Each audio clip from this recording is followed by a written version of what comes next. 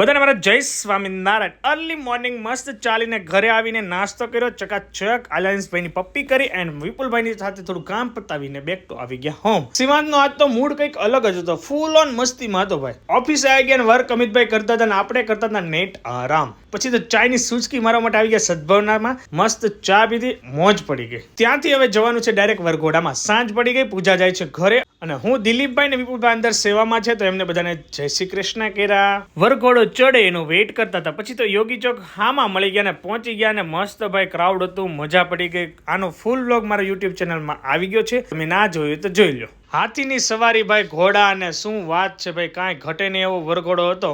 અનેરોદલાલ પ્યારે કે અનન્યલાલ પ્યારે કે પહોંચી ગયા ફાઇનલી ગ્રાઉન્ડમાં. હવે અમે જઈએ છીએ પ્રસાદ લેવા. ટ્રાફિક બહુ હતી પણ ફાઇનલી પ્રસાદ લઈને ઘરે આવે ને તો આ લોકો કુંભણિયા ખાતા હતા ભાઈ. એનું ભાઈ મોજ છે ભાઈ, મજા છે, ફૂલ આનંદ કરે છે. અને પછી આયા સાથે મસ્તી ચાલુ કરી.